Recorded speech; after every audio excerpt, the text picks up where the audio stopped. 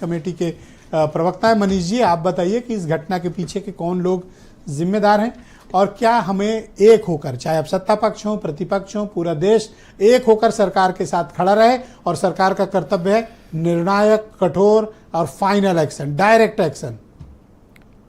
आतंक की घटना जब भी कहीं होती है तो पूरा देश एक होता है, irrespective of party lines. Party line का उसमें मतलब नहीं होता है, क्योंकि जो लोग मरे हैं वो हमारे भाई थे, हमारे परिवार के लोग थे। बहुत ही निर्मम नरसंहार हुआ है ये, और इसकी जितनी भी भर्त्सना की जाए उतनी कम है। लेकिन सवाल इस बात का है कि जो लोग सत्ता में बैठे हैं, सवाल तो उनसे पूछे जाएंगे और पूछे जाने भी चाहिए। आखिर उनकी जिम्मेदारी किसकी है? आदित्य राज कौल जी एक वरिष्ठ पत्रकार हैं। उन्होंने 18 फरवरी 2025 को इस बात के लिए आगाह किया था कि आने वाले दिनों में गर्मियों तक मिलिट्री घटनाएं मतलब आतंकी घटनाएं हो सकती हैं।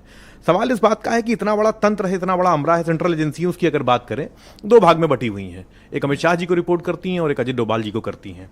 IB NATGRID counter terrorism centre है, ये 3 लोग रिपोर्ट करते हैं अमित शाह जी को। रॉ, DIA, NTRO और JIC ये अजीत डोभाल जी को। दिल्ली के सामान्य जो सर्किल है वो जानती है कि अजीत डोभाल जी और अमित शाह जी में सामान्य बातचीत नहीं होती है। तो सवाल इस बात का है कि फिर जो जॉइंट कमिटीज बनती हैं वो उनका क्या होता है, जब अगर जो 3 एजेंसी इधर हैं, 4 एजेंसी उधर हैं, ये सब उसी का तो नतीजा है। और आदरणीय जो लोग यहाँ बैठे हैं वो कह रहे हैं साहब वो आतंकी घटनाएं घट गई। आतंकी घटनाएं अगर घट गई तो सरकार इस बात को, जो सवाल लगते हैं राज्यसभा में या लोकसभा में, वहां तो सरकार कह रही है कि बढ़ गई है। सरकार तो कह रही है 176% के आसपास बढ़ गई टेररिज्म घटनाएं। मिनिस्ट्री ऑफ होम अफेयर्स ने कहा 18 से 22 के बीच में 761 घटनाएं हुई।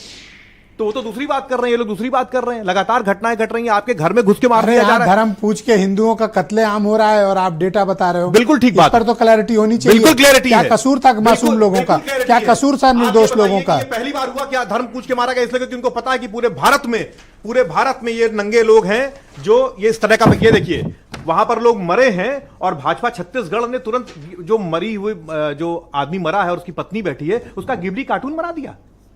लाशों के ऊपर गिद्ध मंडराते हैं, ये लोग वोटों के लिए मंडरा रहे हैं। दिखाइए इसको, ये भाजपा छत्तीसगढ़ का पोस्टर है। इतनी भी जल्दी क्या है? एक बात बताओ, चलो ठीक है, आपने उनकी गलती को इंगित किया, पर क्या हम इस मौके पर एक होकर इस देश के लिए कुछ ऐसा नहीं कर सकते? हम तो पुलवामा आपको अपना सपोर्ट एक्सटेंड करना चाहिए गवर्नमेंट को। आप कैसे चाहते हैं और सपोर्ट आप कैसे लेना चाहिए गवर्नमेंट? भाई सरकार स्ट्रिक्ट एक्शन ले, इंश्योर करिए। लेकिन सवाल इस बात का है कि 2000 पर्यटक, ये देश अपोजिशन का है, पर्यटक वहां पर थे और कोई भी सुरक्षा कर्मी वहां पर क्यों नहीं था? अभी लखनऊ में आप 2000 आदमी की रैली की अगर जगह मांगिएगा ना तो सरकार आपको परमिशन नहीं देगी। और इतने संवेदनशील जगह पर वहां पर कोई सुरक्षा कर्मी था ही नहीं। वो मारते रहे, वो पूछते रहे और कोई था ही नहीं वहां पर।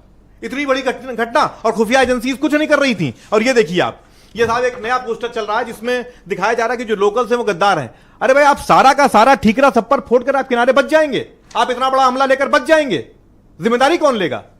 और तीसरी और सबसे महत्वपूर्ण बात जो आपको मैं बता रहा हूं कि ये जो सवाल उठ रहा है कि जहां पर प्रति व्यक्ति सुरक्षाकर्मी सबसे कलमा नहीं पड़ा इसलिए मारे गए लोग, पता है आपको? अच्छा, आप कभी ये सोचिए, आप इतने वरिष्ठ पत्रकार हैं कि आज तक कश्मीर में ऐसी कभी घटना नहीं हुई। अरे वो तो मैंने बोला, आपने थोड़ी बोला। मैंने कहा 70 साल में नहीं हुई, बोला कि नहीं बोला? एक छोटी सी बात बताइए ब्रिजेश, मुझे ही बता रहे हैं ब्रिजेश जी। तो डिलीट क्यों कर दिया? एक मिनट डिलीट क्यों किया? मैंने कहा डिलीट किया? वो आप लोग करते हो। नहीं, मैं अपनी बात पूरी कर लूं। एक मिनट, एक आखिरी बात पूरी कर लूं। ये बताइए कि वहां पर जब 95% लोग जो टूरिस्ट थे वो तो